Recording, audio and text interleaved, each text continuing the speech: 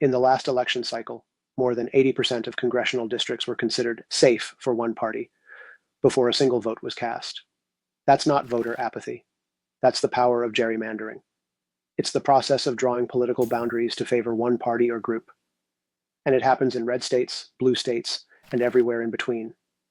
Imagine a football game where one team gets to decide the size and shape of the field before kickoff. That's what gerrymandering does to our elections. Today, from Texas to California, Florida to Indiana. We'll break down how it works, who's using it, what the data says, and whether reform is really possible. Gerrymandering comes in two main forms, partisan and racial. Partisan gerrymandering is when district lines are drawn to give one political party an advantage. Racial gerrymandering is when lines are drawn to dilute the voting power of certain racial or ethnic groups, something courts have struck down under the Voting Rights Act. After every census, states redraw their districts. In some, like California, independent commissions handle it. In others, the state legislature, often dominated by one party, controls the process.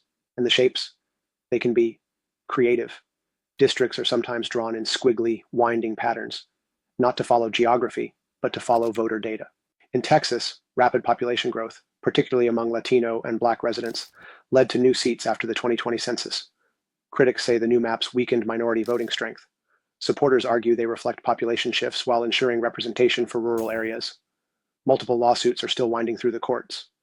In Florida, Governor Ron DeSantis pushed through a congressional map that eliminated a district represented by a Black Democrat, sparking accusations of racial gerrymandering.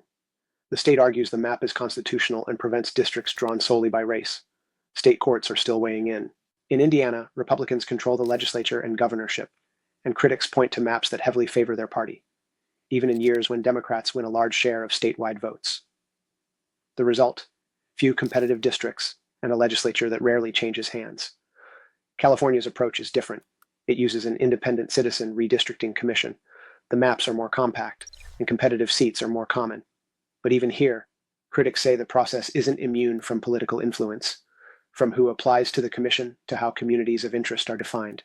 North Carolina has been in almost constant legal battles over its maps, with courts striking down both Republican and Democratic drawn versions over the past decade. In New York, Democrats faced pushback after maps were ruled unconstitutional, leading to a redrawn version that was still criticized for favoring their side. And technology is changing the game. Sophisticated voter databases and mapping software can create precision maps that lock in partisan advantage for a decade or more.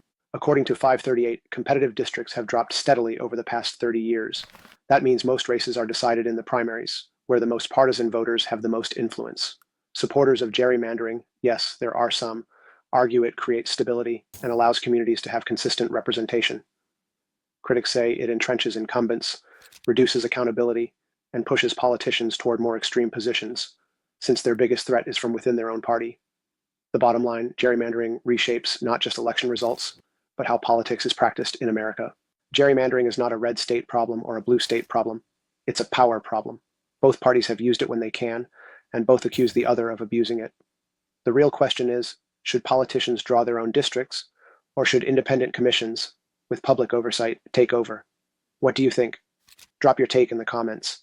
We feature the best ones in future episodes, and subscribe to Informed Not Influenced for fact-driven deep dives every Friday, because being informed matters more than being influenced.